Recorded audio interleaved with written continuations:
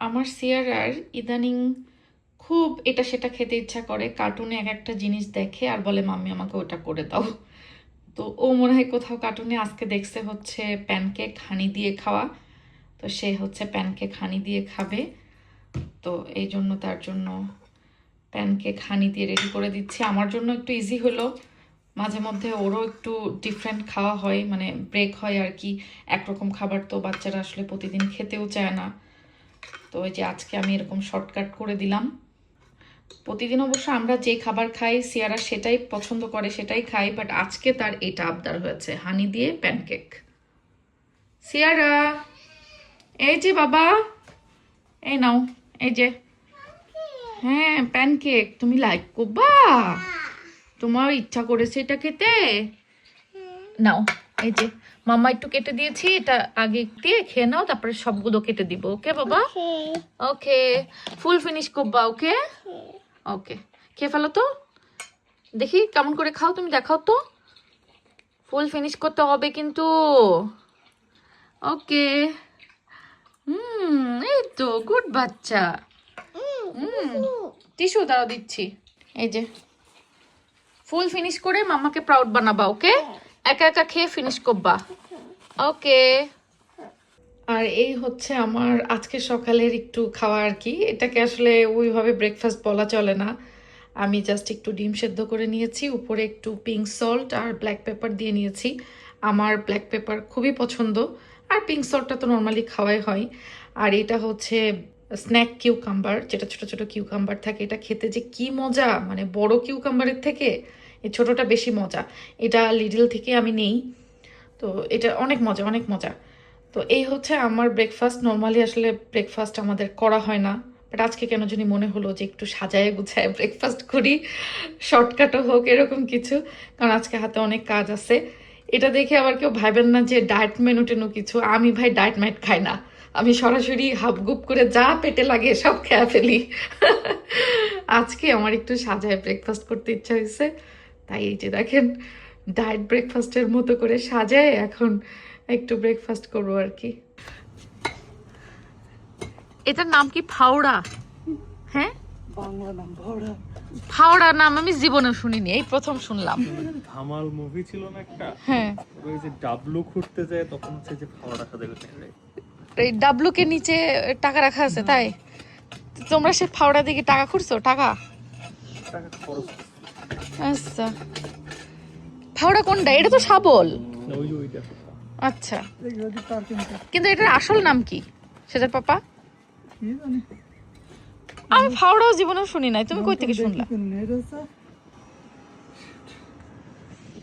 কি লেখা shaft, fibre glass shaft. আচ্ছা, মেটোকেট হ্যান্ডেল, মেটোকেট হ্যান্ডেল, ম্যাটোকেট হ্যান্ডেল, এই নামও আমি প্রথম শুনলাম। মেটোকেট হ্যান্ডেল। যাই হোক, এই দেখেন আমার মেয়ে এখানে কি দাঁড় করাইছে। বাবা এটা কি বলো তো সিয়ারা, এটা কি?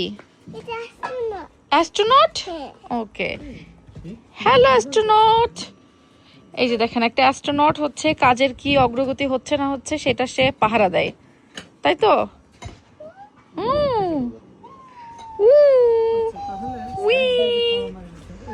আর সিয়ারা এখানে বসে বসে কুকিংও করে, এই যে দেখেন শ্রিম্প কুকিং করছে।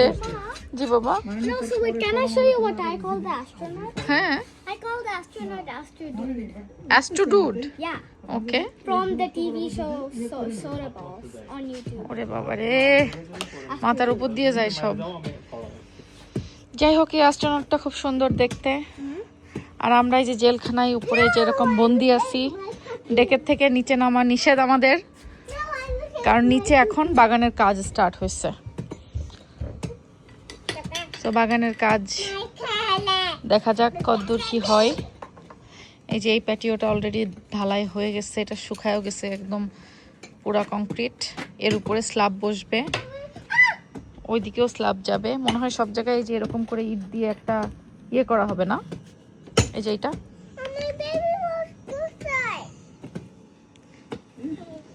এই যে ছোট ছোট ইট দিয়ে। ওকে, হ্যালো সালার। সেটা সালার মনে হয় খেলবে তোমার সাথে, যাও খেলা করো। ওল্লা অ্যাস্ট্রোনট পড়ে গেছে, যা তাড়াতাড়ি পড়ে গেল তো। একদম উপর দিয়ে কোদাল নিতে হবে না। It's okay.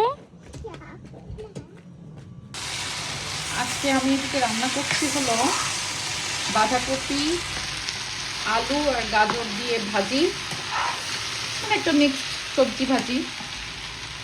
ভাজিটা প্রায় হয়ে আসছে, এখন হচ্ছে একটু ধনেপাতা দিয়ে দিলাম।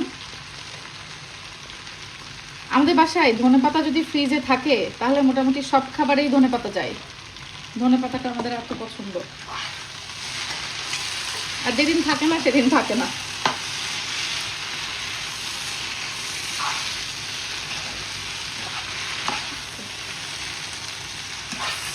এই সবজিটা বেশ মজা হয়, অনেক মজা। এখানে সবজি ডান, আর এদিকে হচ্ছে খাসির মাংস, হচ্ছে খাসির মাংস।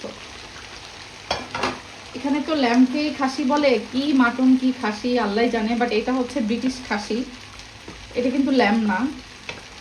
এই সামার টাইমে ব্রিটিশ খাসিগুলো পাওয়া যায়, ব্রিটিশ মাটন। তো এখন এটার মধ্যে আমি আলু দিব না, আজকে আলু বাদে রান্না হবে। দিয়ে দিব হচ্ছে কিছুটা পেঁয়াজ বেরেস্তা, এটা একদম দেশি পেঁয়াজের বেরেস্তা, মানে আমাদের বাংলাদেশি পেঁয়াজের বেরেস্তাটাই আমি বাংলাদেশ থেকে করাই আনছিলাম, আম্মু করে দিছিল সেটাই, যে আমি এরকম বয়ামে করে রেখে দিই। এরকম বয়ামে রেখে দিলে এটা খুব ভালো মচমচে থাকে।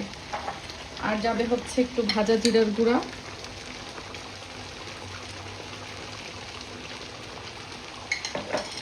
মাংস রান্নার শেষের দিকে হচ্ছে এই গুঁড়া মশলাগুলো না দিলে তরকারির টেস্ট আসে না আমার কাছে মনে হয়।